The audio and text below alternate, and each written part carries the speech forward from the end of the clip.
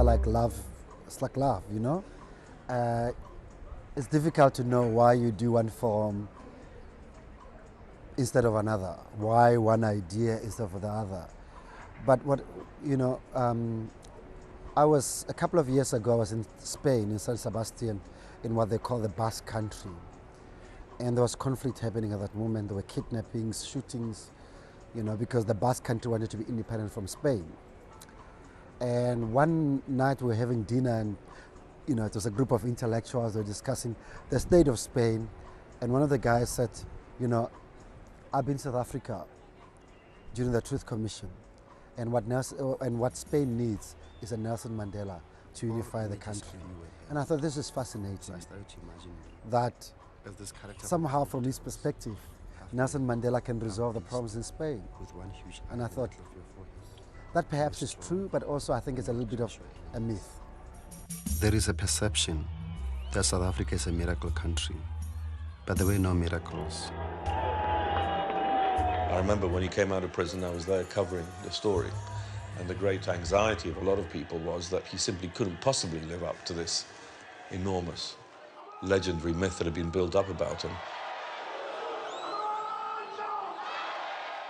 And I'll never forget being in front of the Union building in Pretoria, along with many other Americans. But I saw it in a way that the others did not see it, because I was a soldier. And what moved me so deeply, and I've never forgotten, is that the first ones to come up were the generals. And I said, God, I've lived to see this. I knew at that moment our world had changed. And it was an unknown future. But it had to be a future that was better than our past. My duty is to raise issues and questions and to provoke society into some kind of discussions. I think the documentary is almost, you know, when you are about to jump into a swimming pool, I don't swim, but, you know, the springboard. I think my films are like that. And I think this film is like that. It's to open up all those questions about reconciliation, memory, history, forgiveness. What do you do with the past? What do you do with the perpetrators? What do you do with the so-called victims? You know? Because I think memory and the memory of South Africa and what has happened in this country is not something that's fading away. And I think with time, it's actually growing. People are starting to remember. And perhaps they're starting to remember because we haven't reached the promised land yet. Perhaps white South Africans haven't reached enough to black people.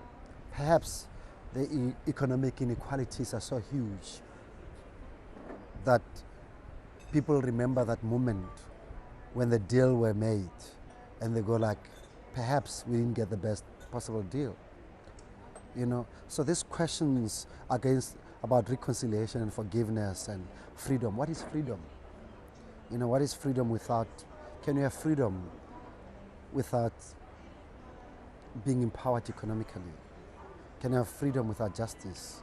Can you have reconciliation without justice? All these questions, I think they're the questions that South Africans are asking themselves. Of course, I remember them clearly. I remember their eyes. I see their eyes. Really cruel, vicious men. So they bent the body for about 9 hours. They said they wanted to make sure there was not a bone left. They acted like cannibals, even to say that his flesh was smelling good. But I feel that they should be imprisoned also and go to court and answer for this. Just like anybody else who kills must go to jail. I don't understand. I'm just an ordinary mother. I'm not in parliament. I'm in flesh. No filmmaker really likes their films to be criticized unless you're so perverted, you know. I try to spend very little time engaging with people, asking them whether they like the film or not. I never do that, you know, because once the film is done, you know. But I also have to protect myself emotionally because, you know, you feel so precious about the film, you know. If I have to use the cliche, it's almost like your baby, you know. But I think people have been surprised by a new kind of take on Nelson Mandela, by what some people say. I keep on hearing this one word: you are brave, brave, brave, you know. We believe that no South African should ever forget the crimes committed in its name. We, however, know that we must forgive. Ultimate force to change others' mind is affection, love, forgiveness, not anger, not aggressiveness. Tata Mandela, did you have to take on a different identity and become a new person in order to transcend the past?